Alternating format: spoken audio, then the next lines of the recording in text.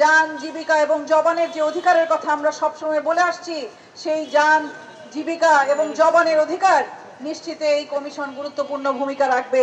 সংগ্রামী বন্ধুরা, আপনারা দেখেছেন বাংলাদেশে বর্তমানে পোশাক শ্রমিকরা কি দুর্দশাগ্রস্ত অবস্থার মধ্যে আছে। আমরা দেখছি যে 40 লাখ শ্রমিক, সেই শ্রমিকের আজকে জীবিকার অনিশ্চয়তা আছে। তাদের ট্রেড ইউনিয়ন করার অধিকার আজকে নানাভাবে সংকুচিত করা হয়েছে। বাংলাদেশে শ্রম আইনের যে একটি আইনের কথা আমরা বলছি, আমরা দেখছি শ্রম আইনে সেই একটি আইনের মধ্যে সকলকে অন্তর্ভুক্ত করা হয় নাই।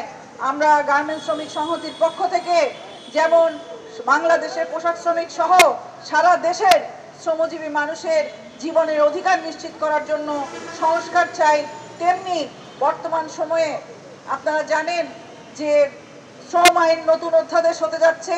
সরকার সেই বিষয়ে উদ্যোগ নিয়েছে, নানান কমিটি সেই বিষয়ে কাজ করছে। আমরা পরিষ্কারভাবে বলতে চাই, বাংলাদেশে আমরা অভিন্ন গণতান্ত্রিক শ্রম আইন দেখতে চাই। পোশাক শ্রমিকদের জন্য এক এক জায়গায় এক এক আইন, সেই আইন আমরা দেখতে চাই না। কদর্য রূপটা কোথায়? আমরা জানি এটা শুধু শ্রমিক আন্দোলনের পক্ষ থেকে বলা হয় না, বা আমরা বলি না, এটি দীর্ঘদিন যাবৎ জাতীয় আন্তর্জাতিক গবেষণা থেকে বেরোচ্ছে যে বাংলাদেশের সবচেয়ে বৈষম্যের কুৎসিত আকার ধারণ করেছে আয় বৈষম্যে।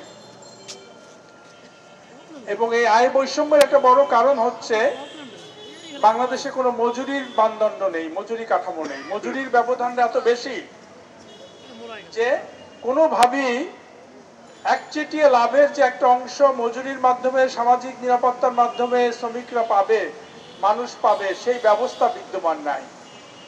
কানে কানে ধরেই নেওয়া হচ্ছে যে যেমন করে হোক জানতেন বেতনে একটা চাকরি পেলেই মানুষ টিকতে পারবে, বাঁচতে পারবে এবং সমাজ সুস্থ থাকবে। আমাদের প্রধান লক্ষ্যটাই হচ্ছে এই ব্যবস্থাটাকে ভেঙে দেওয়া। যদি বৈষম্য ভাঙতে হয়, তাহলে বাংলাদেশের শ্রমজীবী মানুষের মজুরির বিরুদ্ধে যে লড়াই, এই লড়াইকে একটা চূড়ান্ত পর্যায়ে নিয়ে যেতে হবে।